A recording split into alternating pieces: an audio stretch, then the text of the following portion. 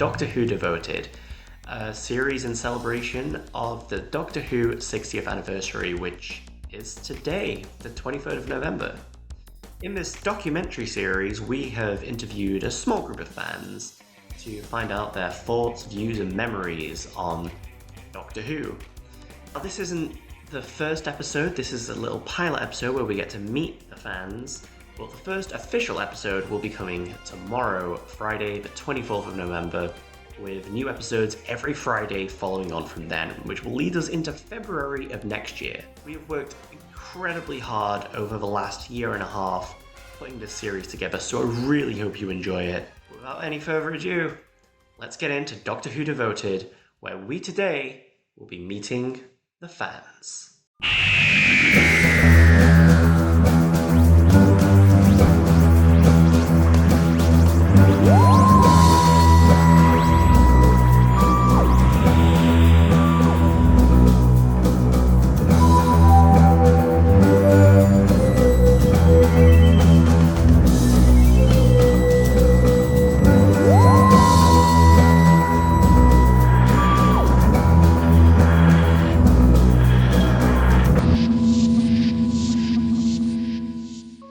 Memory of Doctor Who was probably when I was about 5 or 6. It was roughly 1991 or 2, and my dad showed me a copy of Day of the Daleks on VHS cassette tape, and I didn't really know or understand what it was, but like everyone, found the Daleks at that age just fascinating, completely alien, wondrous, amazing. John Pertwee as the Doctor was like just amazing and mesmerising to watch. Never seen a character quite like that on TV. I'd seen Star Trek, the original series, and I love that as well, but it was just completely bonkers and kind of fun at the same time. But also that particular story just had a lot of time travel involved, and it was before I knew anything about Doctor Who. Obviously it was before the internet, so we couldn't look up any of this. So my dad was filling in all the gaps. But as far as I knew, for me and my 5-year-old brain, he was some mad scientist on Earth. Didn't realise he was an alien. So my earliest memory of Doctor Who is probably my earliest memory of life. Age 3, watching the Christopher Eccleston story Dalek when it first broadcast in 2005, and being absolutely terrified. And I don't even know if it was the Dalek or if it was because the Doctor was shouting. I really didn't like shouting when I was younger, and I was just screaming at my dad to turn it off, which I've always felt bad about because my dad grew up as a Doctor Who fan, and seeing the Daleks back on screen must have been huge. But he didn't ever foresee that there was going to be a little whining brat. So my earliest memory is probably not the first time I was watching it, but I remember really vividly the episode with David Tennant. He's like a hospital, gets transported to the moon, and then there's the Rhino police. And I remember, I for the longest time I thought that was the first episode I ever watched. But I was literally talking to my mum earlier today, and she was saying, no, you watched it far before then. But that's probably, well, I'd say that's definitely my earliest memory of it. Actual vivid first memory of Doctor Who would be having a DVD and putting it in and watching the Weeping Angels episode. And I think the reason that is such a vivid memory, and probably for everybody, is because of how terrifying it is.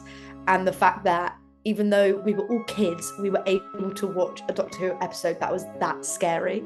So for me, I think that is my first vivid memory of watching Doctor Who. And I must have been about 8, and even lumped into that the Christmas episodes with David Tennant as well. And I can't even remember which one specifically, but just as a family, all getting ready to watch a Doctor Who Christmas episode. And the reason those are probably I lump them together as being a first memory, it's just because I was so little that I don't have a time frame of things. So to me, that was just all kind of my first Doctor Who memory, but specifically the Weeping Angels, because of how terrifying it was. The earliest memory of Doctor Who was probably being given a TARDIS toy as a present on my 6th birthday, and me just saying to my mum and dad, I don't like it, get rid of it, and then being annoyed at me because it was something I didn't know.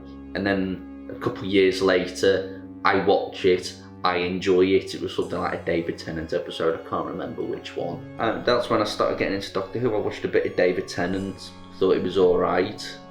And then in sort of Star Wars fashion, watched later episodes, as it were, before watching the stuff that came before it, which then made a full story. And then, yeah, just Matt Smith through primary school into high school, Peter Capaldi, and so forth. Yeah, that was my journey into Doctor Who and onwards.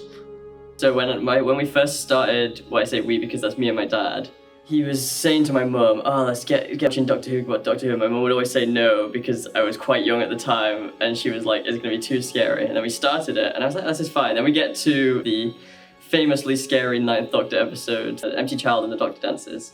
So I remember that being probably not my earliest memory, but that's my earliest, like, prominent memory of it, of when we got, because it's, I think, about halfway through the season.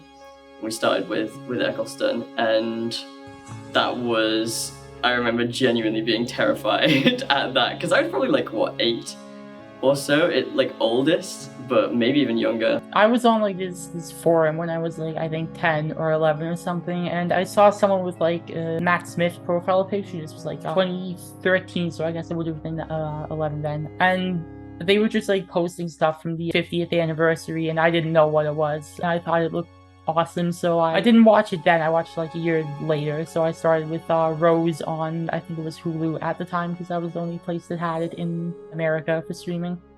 I remember like around when I was a young kid, seeing like older episodes, so between like the Eccleston to David Tennant era. I remember a lot of kids having like Sandmen backpacks and stuff.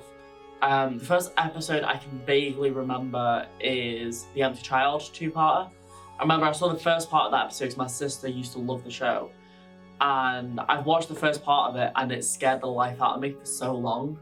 So I got into Doctor Who. It was around when Series 12 ended. I'd just got into a new friend group and they'd all were obsessed with Doctor Who. So it was right after that series had just ended. So I went to the start of Jodie Whittaker's era, caught up with that, so Series 11 and 12.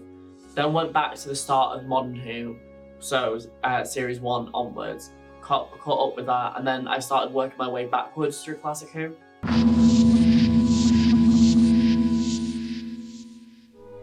If I could think about ways that Doctor Who's positively impacted my life, I'd say the series itself is like an adventure sci-fi show. It's pure escapism. And I think, like a lot of shows of that type, one of the best things about it is it gives you an opportunity to turn off, switch off. Doesn't matter how old you are or how young you are. Being put in a very different world that's away from reality is always quite a nice feeling, I'd say, for lack of a better word.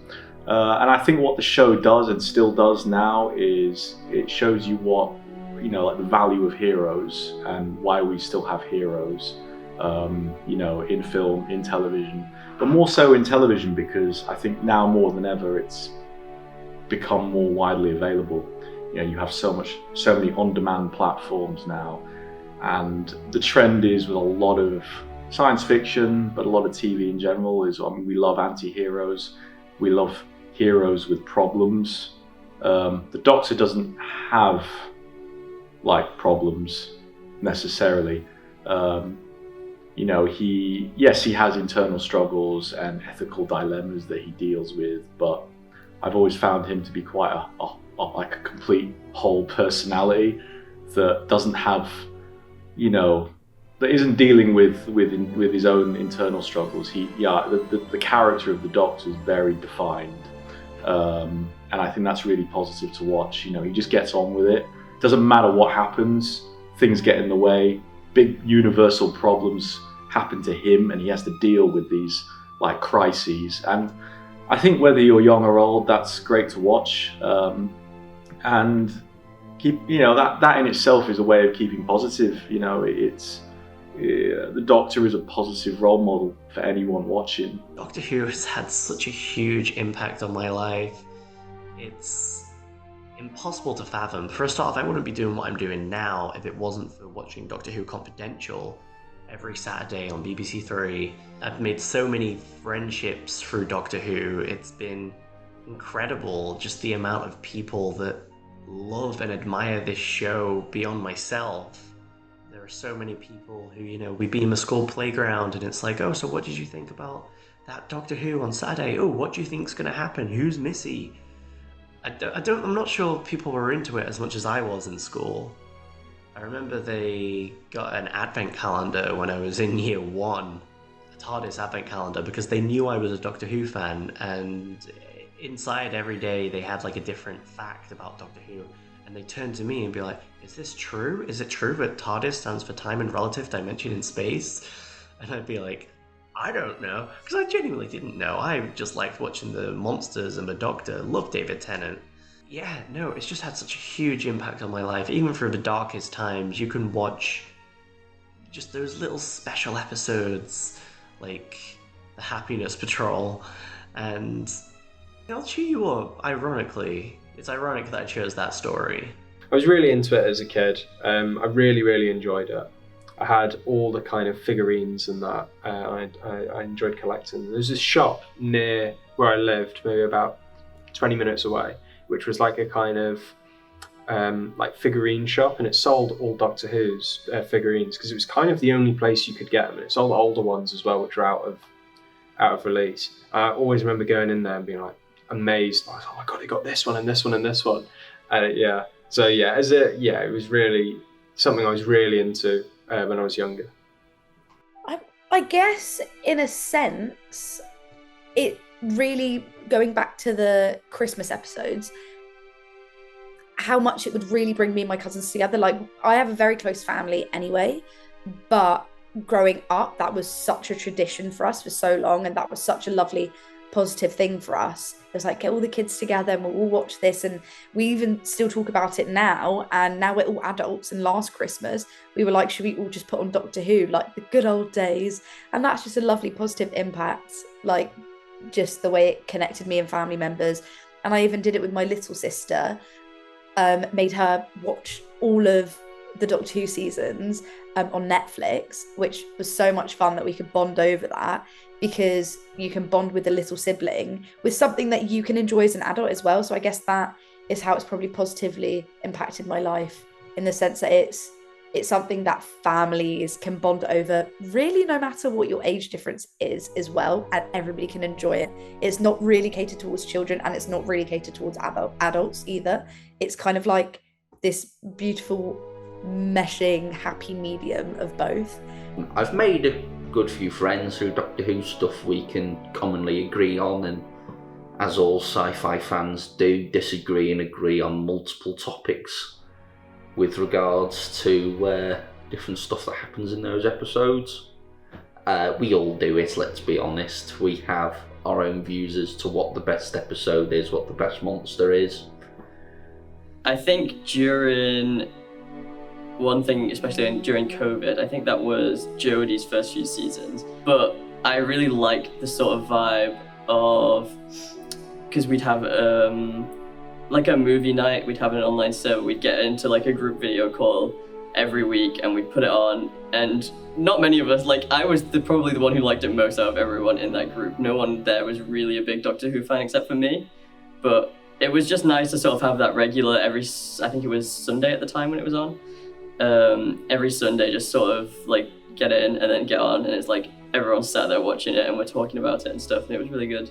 I think that was, we've been doing that since season 10, so my best memories, that was before COVID, so it was nice to have that during COVID, but we started it before, and obviously season 10 I do quite like. I was really excited to watch them, and then when it switched over to series like 11 onwards, it was more that I was more excited to just watch it with my friends rather than what actually was on the show at the time.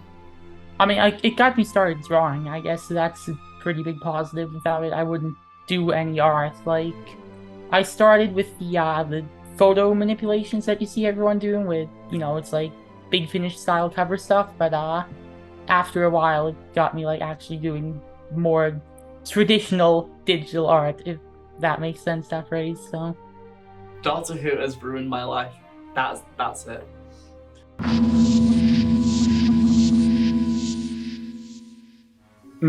I think the most recognisable actor to play the Doctor was probably Eccleston at the time. He was in a film called The Others, which I loved. He was in Second Coming. He was in a lot of stuff around about the same time he got cast. So he was quite a familiar face in my eyes.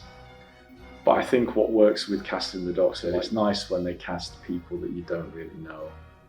Like, that gives them a chance to do something with the character. Like, Matt Smith is a perfect example. He was just a jobbing actor in bit parts before he got cast, you know, in Doctor Who. So that was a dream come true for him, and it opened up the world to him and created a career for him. You know what I mean? That's amazing. That's the power of Doctor Who, the opportunity it creates for any actor that inhabits the role.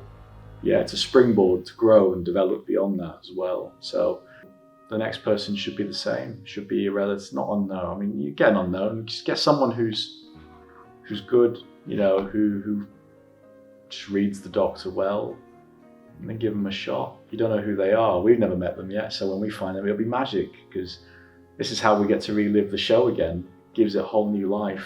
Would love to see another female Doctor. I don't want Jodie Whittaker's legacy to be the female Doctor. I want it to be the first female Doctor.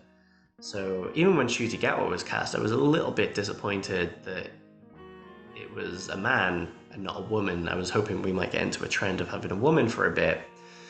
But regardless, that opened the gates. Love to see another woman. Love to see anyone of any gender playing the Doctor. Any ethnicity, anything. It doesn't matter. The Doctor is a Time Lord from far off planet. Doesn't matter who plays the Doctor. They are not human. It could be anyone.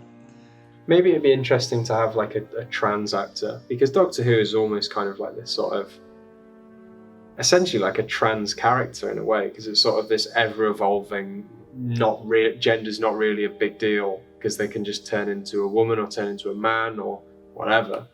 I think with Doctor Who, it just seems to make more sense, you know what I mean? I think a great Doctor would be Jodie Comer.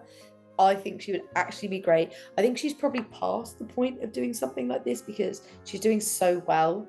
But to be fair, it's so classic, and having a Doctor she can do so many accents perfectly, mind you, scarily well. So I think she'd be incredible. I'd like her to be the next Doctor. Benedict Cumberbatch, I think, would be a very good Doctor. He'd be sort of like his Sherlock character, I think. Would work in a funny way. So, I think it was 2018, Series 11 had finished. I was on like the Doctor Who Discord. Everyone there like was fan casting doctors, so they have like fodder to do Big Finish style covers to like practice editing and all that. I'm the type of person, I don't want to like just do that to do that. Like I want to have a point to it. So I was like, okay, I'm going to do this, and I'm going to, fake cast an actor, and I'm going to actually write the stories for it. And I did, and it sucked. But the Doctor there is based off Phoebe Waller-Bridge, because that was like like I said, I can't cast people. That was like a pick people had for the Chibnall era Doctor before it was announced. So I thought it was funny to pick that one at the time, and seeing her show up in Doctor Who at this point, I would just point and clap at the screen, and be like, yes, I kind of picked right, even if she's not the Doctor. Like, just having her appear in Doctor Who would be funny to me on that level. I don't know. I don't really think about, would they make a good Doctor? Because I just sort of see the Doctor as the cast. I mean, me. I'd be the best one, actually. Could get through 3 Doctors by that point. Maybe 4, depends how long he stays. I hope he stays for a while. Like, that's one thing I said, I wish all the Doctors stayed for a bit longer than they did. At least 4 years. 4-year terms for each actor, minimum. Because that allows you to really, really get to know them and do stuff with them, properly. I hope it's still here. I hope it's still on TV. I hope we're still enjoying it in the same way now. I hope we'll be as excited as we are for this anniversary special as we are for the 70th anniversary special. I hope Big Finish is still around. Yeah, although I suspect some handing of the batons will probably be required. We'll probably still be on. I'd be surprised if it's not. I think one thing I've always considered is that, it was cancelled once. It's not impossible to suggest it'll get cancelled again. It's just, if it fails again, then it might be harder to come back from that. So I really don't want to imagine it getting cancelled again. But even if it does, especially just within the 10 years from now to then, there'll still be extended media. There'll still be books and audios and comics. I think as long as it's fresh, original, telling good stories, getting people involved, I'm happy, I guess. It's still going to be chugging along, I guarantee. It's still going to be doing stuff, I bet. I'm like, if I have kids, they're going to be watching the new Doctors. I hope so, and I hope it keeps getting better and not worse. I feel like we're on the way. I think we're on the right track. I don't want to jinx anything or say anything because it will either be mainstay on BBC One or it'll be one of those faffy things you can only get on iPlayer, or it'll just stop existing entirely. I think that is the state Doctor Who is in at the moment. It is in that weird flux, as it were. But I think there is a very good chance it will be as popular as it has been before in 10 years. Anything could happen. I know, so we'll probably have a different showrunner again then in a decade's time. So honestly, it could go anywhere, right? It could very well, it's not implausible that the show just doesn't exist in a decade. I feel like it's one of those things where it's big enough now to where it can't really stop, but it could definitely lose a big chunk of the viewership in decades. But it also could, accelerate and gain a bunch as well, so hopeful. Probably in the grave. I hope not, but depends on, I guess, streaming. A Doctor Who will never die, that I'm sure of. You would have to do a lot to fully kill the show forever. There's always going to be a big finish, if not the big finish. There's going to be some, book. Someone will have a license. They'll make new stories, and, they don't even have to be good stories. Doctor Who will just continue to exist forever at that point. In 10 years' time, I think Doctor Who still will be on the air, but I feel like the format and way people engage with it will be different. Just because the way we engage with media in general will be different. I think it will approach more of a streaming method where they will drop episodes in batches online right away. And personally, I'm really looking forward to that and seeing how Doctor Who changes with the times. I think the biggest spin-off for me, I don't know if it's been mentioned, but a unit spin-off with Gemma Redgrave, because it would give us a chance to do unit-based stories again and just set it on Earth and set it in the contemporary, like when we've seen bits of it in Power of the Doctor or Dark Water. I always thought, wouldn't it be great to just have unit set now with Kate running it and probably Osgood as well, you know what I mean? I always really like that selection of characters, and the show itself could run without necessarily relying on Doctor Who continuity, if that makes sense. So it could be its own thing at the same time, so it could attract different audiences, but obviously they would find themselves back to Doctor Who anyway, naturally, I imagine. I think most of the spin-offs that fans want are readily available through Big Finish. Obviously, audio is a different medium to TV. So, I'd love to see an 8th Doctor spin-off. That's the common one. And obviously it would work differently because it's following the Doctor still, but it's in a past incarnation. Really, I think it's just criminal that we've never had a full Paul McGann series. He thrives in Big Finish, but I want to see that on screen. I'd love to see a spin-off which is something in the same world with the same iconography, maybe aliens, creatures, stuff like that. No Doctor Who though, none of the TARDIS, nothing like that. Maybe one sort of alien who he's met on one of the journeys is like a sort of like an alien version of Sherlock Holmes, right? Let's say that. And it's like like Agatha Christie in space. That would be good fun. Something like that. Something whimsical, silly, light-hearted, but something in a different genre to what Doctor Who is. If there had to be a spin-off of a character in Doctor Who, I would say River Song. I'd like to see where that could go from her own perspective and her own journey. I think that would be really interesting. How does she end up in all these scenarios that she ends up bumping into him? Like, where is she going? What is she doing? Why is she not with him all the time? How are they constantly missing each other? They had to get married at some point. Like, why are they traveling together? All of these things, I'd love to really see it from her perspective. I think River's song with a time machine, the vortex manipulator, or stealing his TARDIS would make for a really awesome show about time stories where it's paradoxes and sort of that kind of thing, telling stories about time travel. I think that would be really fun. I think she's got a really good dynamic for just sort of all forms of media.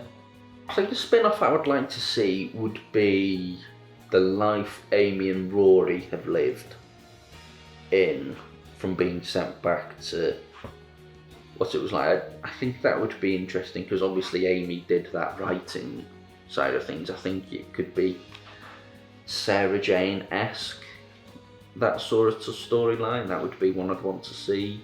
Like they did with Jo and the Sarah Jane Ventures, bring a companion back, just see what they're up to. In Jo's case, that's traveling the world and living in a mountain or something. Just do that for an episode at a time, anthology style. Here's whoever we still have alive at that point. Here's Leela on Gallifrey, and here's one, story here. Here's how things turned out for Mel after she left with Sabalon Glitz of all people. I mean, if you wanted to get stupid with it, you could be here's Ace not on Earth, pick one of the alternate endings, or go with one of the canonical 5 pairs that exist. In a spin-off series of Doctor Who in the future, I'd love to see Yaz and Martha come back for a Torchwood TV series. I feel like both of them, well, we obviously got the confirmation that Martha does work within Torchwood, and I'd love to see how Yaz works within a team, taking on a leadership role more so than a follower role. We got to see a bit of that towards the end of the 13th Doctor's era when Yaz was on her own, separated from the Doctor, and I'd love to see her embrace that part of her character. Rob Shearman. I would have liked Terrance Dicks, but he's gone now, unfortunately, bless him. But Robert Shearman wrote some great episodes for Big Finish. He only wrote Dalek for the new series back in 2005. I would love it if he wrote some more episodes of New Who. Where is he? What's he doing? I want to know. What's happened to him? Just because I think he just had a different voice and a different way of looking at how to write for Doctor Who. I think that was so fresh and new at the time. Why hasn't he come back? Why have they not asked him to come back to write? So that would be he'd be my number one. I would love to see Paul Cornell return to write a story. I can't believe he hasn't written anything since Human Nature, at least not for TV. Don't think he's ever written a bad story. Human Nature, Father's Day, Scream of the Shalka was great. Yeah, if we want to go more into classics, then Ben Aronovich was brilliant. He wrote both of my favourite 7th Doctor stories, Remembrance of the Daleks and Battlefield. I'd love to see him return because I just don't think he can do any wrong. Stephen Moffat, I would want to see him come back in the way he was before under T. Davis, where he would write the odd episode. I think that works very well for him. Moffat is one of my favorite Doctor Who writers. I think just having one more Moffat Doctor Who episode would return to the good old days, and then he has to remain gone. He can't run the show again, or Doctor Who's definitely not lasting 10 years. I feel like going back with the partnership between Moffat and RTD, I'd love to see them working on an episode again, going back to how they used to work on it back in the 10th Doctor's era. And I feel like it could be something really interesting to see. Would love to shoot episodes of Doctor Who. To be a DOP on Doctor Who would be a dream come true. Like when I think of all the things I've shot, I would put it all aside to shoot a block of Doctor Who, because yeah, why not? That's what dreams are made of. It would be the absolute dream to be a writer for Doctor Who. Not necessarily showrunner, although totally down. But just to write an episode of Doctor Who would be amazing. That's kind of what I aspire to now. I love writing in all its regards. Even to do like a directing block would be great. Either a first AD or a companion. That's it. If I got to appear in Doctor Who, I'd love to work as a Dalek operator. Personally, I feel like it's a role where it's like you could tell people about it and show them behind the scene photos. It'd be like, it's a really cool thing without also having to worry about being constantly bombarded by fans constantly.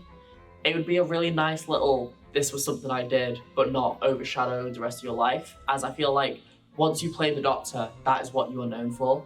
No matter what David Tennant does now, he'll be known as the Doctor. And I feel like that's what people are known for. And I personally don't want that for myself. I mean, I would love to write. Everyone wants to tell, like, a Doctor Who story. Like, everyone has one in them. I don't even know, like, for a genuine role. I think I'm always sort of flamboyant enough to have an acting role. I think I can make a fun companion as well. Maybe the sidekick is what I'm destined to be. The fact that it ran 26 years, got cancelled, got a one-off film in the 90s, then come back in 2005 by another fan who relaunched it successfully for it to run another 15 years and hopefully for much longer than that. I mean, not many shows come back from the dead, and the Doctor's, been doing it for 60 years now, still traveling around in a blue box, righting wrongs in the universe, whatever they are. They're still doing it. They'll probably do it well into the next 10 years, into the 70th and into the 80th. Wow, I'll be retired by then. It was the first kind of long-running TV show which I was really into. You get some people of a generation, it's like Star Trek and stuff like that. I was big into Doctor Who as a kid, really big into it. And, I don't think I really ever engaged in it on a sort of community level. Like, I can't really remember meeting people who were that into it. I mean, everyone kind of watched it, but not really like into it kind of thing. It was something to collect, something to sort of figure out, learn about. So I did, it provided a baseline of this sort of storytelling and then the kind of paraphernalia which comes with it. Because I never really even had like Star Wars figures or anything like that. It was always Doctor Who figures I had tons of. I really felt like I grew up with Doctor Who. I felt like it was always around. And I feel like it impacted my life in the sense that it was just kind of always this constant and people could bond over it. And I remember that's how I really bonded with my neighbours. Like we'd watch Doctor Who together because we were like, we have to watch the new episode. Purely by the fact this has existed for 60 years, it has been successful. Even though it's went into retirement for about 10 of them. I think Doctor Who has been an enormous success. I mean, it's not only British culture, it is worldwide pop culture now. Doctor Who, it's just an amazing thing that we're all happy to have. It's definitely had a significant impact on my life. I remember the first time I watched it was with my dad. We'd watch it in his room, and we watched the really scary episodes, and it terrified me as a kid. And then I sort of dropped out of it for a while, went I got caught up, dropped out, didn't watch it for a while. I think that was around Matt Smith. It wasn't like I'd just chosen to stop watching because I didn't like it. It's just I think I was just stupid actually as a child. I do think Doctor Who is like the best franchise out there. Like, it has infinite potential. You can do anything you want. It's been a very successful show and it's developed a lot over the times, and I think it's a great historic time capsule of seeing how times have changed, going back from 1963 when the show started up to modern day Doctor Who.